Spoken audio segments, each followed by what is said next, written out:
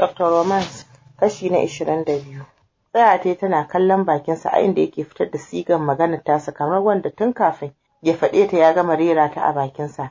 Mamaki ya bata, dama ya iya rarrashi haka, sannan har da sake mata wani sabon suna, shigen sunanta wai Hafsat ko me?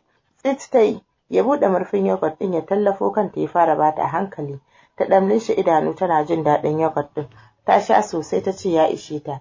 Ya sa hanki ɗinsa ya goge mata baki, ga mamakinta sai ta ga ya mayar cikin aljihu. Taimaka mata yi ta tashi zaune, dan drip ɗin ya kusan ƙarewa. Bayan ya ƙare ta ɗan ji daɗin jikinta, sai dai ba za ta iya tafiya ita kaɗai ba sakamakon ciwon da ƙafar take. Har toilet ya raka ta ya haɗa mata ruwan wanka. Komi na toilet ɗin tsaf-tsaf. Duk da ma dai hospital ɗin ya kasance sabo ne, amma suna kiyaye ƙazanta duk wani datti da zai samu. Yana riƙe da hannunta cikin dauriya irin tata da kuma take ji kamar ta tsala ihu ta ce, za ka kalle ni kuma ba zan iya tsayuwa ba, ka rufe idonka, kar ka kalle min jiki. Mahabub ya murmushi tare da rintsa idanunsa ba duka ba. Yana kallon inda take daga sabon soso tana gogan sabulu da ƙyar tana goga a cikinta sosai, ta bashi tausayi. Har ta gama goge-gogen inda ya samu, ta ce ya zuba mata ruwa kuma kar ya kalle ta. Yanzu ma murmushi ya mata, banda abin Hassatu wai ya zuba mata ruwa kuma kar ya kalle ta. Da wani idan kenan zai zuba mata ruwan? Ko da ta gama wanka, sabon towel ɗin da ke cikin leda ya mika mata. Ta goge jikinta ya ɗauko mata riga ta sa, ta yi kyau sosai masha Allah. Da kansa ya ɗaura mata ɗan kwali tare da cewa mu je na raka ki gado, dole a ƙara miki drip, sannan zan fita in siyo miki maltina da madara. Ka gani fa na ji sauƙi, kar ka fita ko ina, ka dawo ka saka ni a cikin mota kamar yadda ni ƙauye, wallahi na gaji da zaluncinka. Dan murmushi Mahabub ya ce, na ji, zan mai da ke, amma kwanta. Da ƙyar da kokawa ta hau gadon ya fice da niyyar zuwa siyo mata madara da maltina. Bai jima ya dawo har da sabon cup, sai da ya haɗa mata guri ɗaya kan na ya miƙa mata. Kisa sai in saka miki ruwa. Mahabub ya faɗi yana kallon ta cike da tausayawa. Dan zara idanu ta tare da ƙurawa abin da ke cikin cup ɗin ido. Babu wanda ta sani daga cikinsu, daga maltinan har madaran gwangwani, don haka suka zame mata abin kallo. A hankali ta kai bakinta kamar wacce za ta sha ruwan zafi. Ya sauka a saman harshenta, ta yi saurin gogewa tare da cewa wannan ai giya ne. Mahabub ya saurin tasowa ya matso kusa da ita ina cool voice ɗinsa wanda bata san yana da shi ba, ya ce, haba Hafsat, ta ya za a yi ina musulmi in mu'amala da giya bayan na san haramun ce, sannan na kawo miki kayan ƙarin jini, wannan ba shi da alaƙa da giya, ki karanta ki gani. Ware idanu ta sai kuma ta ce, naji, idan ba tsoro ba ka ce wallahi ba giya bane. Mahabub ya ce, na ce miki ba giya bane, ki sha, lokaci na tafiya, zan je sallah. Ko da ta sake kurɓa ta limshe idanunta a hankali ta shanye tare da jingina bayanta da jikin bango. Zan dawo yanzu. Bata ce masa komai ba, ya fice kai tsaye ɗakin magunguna ya nufa, ya ɗauko ruwa da allura ya dawo. Tana tunanin gwaggwanta ta ga Mahabub ya ciro allura ya zuƙi ruwa daga cikin wata kwalba. Ihu ta ɗarara iya ƙarfinta, wanda ya janyo hankulan malaman asibiti suka shigo ɗakin da Hassatu take kwance.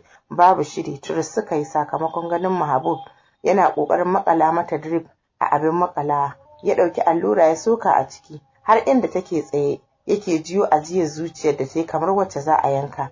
Malaman asibiti suka yi Mahabub sannu suka wuce. Da fitas ta ce, na shiga uku. Su kuma waɗannan me suka zo yi? Allura za su yi miki in har baki daina tsiwa ba. Mahabub ya magana ba tare da ya kalli idanta ba. Kasancewa wancan drip ɗin da ya sa mata tana bacci sakamakon allurar da ya mata, wannan na yanzu idanta biyu. Sannan shi kansa tunanin ta inda zai fara yake. Da ƙyar dai ta amince aka saka mata allurar ƙarin ruwa a jikinta. Dan sai da ya mata alƙawarruka har 3. Na farko, kar ya sake dukanta. Na biyu kuma ya kai ta gurin gwaggwanta. Na 3 zai sai mata kayan wasa. Liftai a gada tana kallon sa, amma bakinta bai mutu ba, ta ce, wannan arniyar da take cewa ita matarka ce, ita ma matarka ce? Mahabub ya kaɗa mata kai ba tare da ya ce mata komi ba. Bayan bacci ya ɗauke ta, Mahabub ya tashi daga inda yake zaune ya hawo saman gado. Zallar fuskar ta ya zuba a idanu tare da yin wani kyakkyawan murmushi. Sallah ya wuce, daga nan ya shiga ofis ɗinsa bayan ya dawo. Sai ya koma room ɗin da Hassatu take. Har yanzu bacci take cikin kwanciyar hankali, sai dai yana son idan ta tashi ya mata bayanin matsayinta da na Nur a gurinsa. A can ɓangaren Momi yau ta samu damar zuwa ofis. Duk wanda ya ganta zai ce lafiya kwana biyu ba ta zuwa, bayan sun santa ita mace ce mai ƙwazo da kuma rashin wasa da aiki. Kalmar ɗaya ce take gaya musu, matsaloli ne suka sha kanta, shi sa take ƙoƙarin magance su. Da haka ta samu dai ta rufe musu baki har suka yadda da magananta.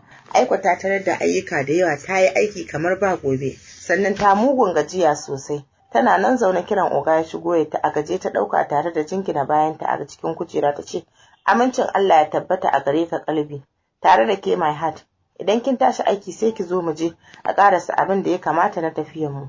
Ba ta iya musa masa, don haka ta amsa masa da cewa to, amma fa gaskiya ta gaji sosai. Karfe 3 na rana ta fara shirye-shiryen tafiya. Bayan ta fito ta shiga motarta, ta yi mata ki ta fita daga kamfanin, ta kama hanyar zuwa gidan oga.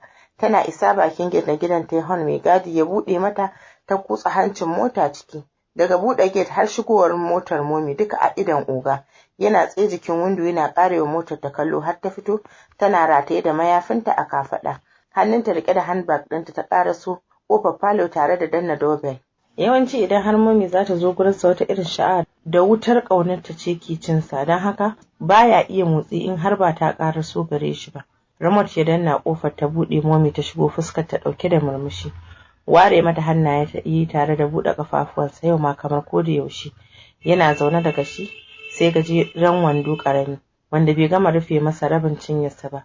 Momi ta iso gare sa sai dai yau tarbar da suke wa juna ba haka ta yi masa ba. A gefensa ta zauna tana sauke numfashi. Ba ta juran aikin wahala, shi yasa lokaci ɗaya duk sai ta ji ta gama gajiya. Juya ogaye suna fuskantar juna ya ce, my heartbeat, ya aka yi ne yau na ganki ba kamar ko da yaushe da na saba ganin ki ba. Momi ta ce, na gaji sosai, dan ma na samu yar aiki da sai na koma gida na yi girki. Haba dai, in dai aikin ofis ne kar ki damu, soon zaki daina aiki, a dinga biyan ki albashi kai, godiya nake. Momi ta faɗi tana aje handbag ɗinta. Mu je ki bani sai mu wuce ko? Sarai ta gane abin da yake nufi, duk da gajiyar da ta yi bai hana ta amsa masa ba, saboda kar a zo ta ja matsala game da tafiyar da za su yi. Riƙe hannun juna suka yi suka wuce bedroom ɗinsa. Ba wani wasanni suka yi ba yau, kawai da ya biya buƙatarsa ne. Bayan ya gama suka yi wankan tsarki suka shirya suka fita a motarsa. Yau fa dadi an kashe boss iya son rai, da wuri ya dawo tun karfe 4 sai da ya kira momi ma ya ce ta dawo ne, ta ce masa aiki ya rike ta sai karfe 8 kamar da kenan. Haka ya ba dadi kwarin gwiwar dawa, suka dinga sheke ayas iya son ransu. Fatima tsabar rakin sa kankancewa da wasu irin fitinannun kaya ta wuni, mini skirt gajere wanda ko gama rufe mata kasan bambam ɗinta bai ba, sai wata riga mai bra wacce ta rufe mata iya tsinin kan breast ɗinta daga ƙasar riga a buɗe. Kanta na sanye da hula, tana ɗakin da tana kashe masa kishirwarsa. A can gidan Mahabub hankalinta ya fara tashi duba da rashin ganinsa da bata yi ba, gashi har karfe 10 na dare. Babu Hassatu babu shi, wani azababban kishi ne ya taso mata, haka kawai ta fara zargin ko wani guri suka tafi. Ta girgiza kai da sauri ta ce, haba babu inda zai je da wannan mahaukaciyar yarinya. Ta fito falo ta koma ya fi su 3 amma shiru ba kowa. Hankalinta ya mugun tashi sosai duk da azabar da yake gazala mata. A takaice dai a falo ta kwana, wai ita nan tana jiran dawowarsa. Washe gari bayan ta farka ta duba agogo da ke manne a jikin bango, karfe 6:30, ware idanuwanta ta yi, ko da yake ba za ta yi mamakin tafiyar lokaci ba tunda bata kwanta da wuri ba.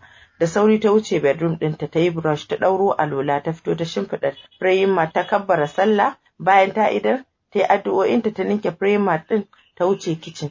Tea kawai ta haɗa mai kauri, ba su da bread sai cake da meat pie. Ba ta buƙatar cin su, ta dawo falo. A hankali ta fara shan tea ɗin da spoon tana tunanin can dai ta shanye. Bayan ta gama sha ta danna namban Momi dan ba za ta iya jurar rashin ganin Mahabub ba. Ringin ɗaya Momi ta ɗauka dan yanzu ma ta fito daga toilet ta yi wanka, tana zaune a gaban miro. Barka da safiya Momi, da fatan kin tashi lafiya. Momi ta amsa da cewa mai daughter lafiya lau, alhamdulillah, ina fatan ke ma haka. Ya son shi ma yana lafiya? Nur a shagwabe murya tana shirin yin kuka ta ce, Momi babu lafiya, rabona da ganinsa tun jiya da safe, wallahi ban gan shi ba kuma wayarsa ba ta shiga.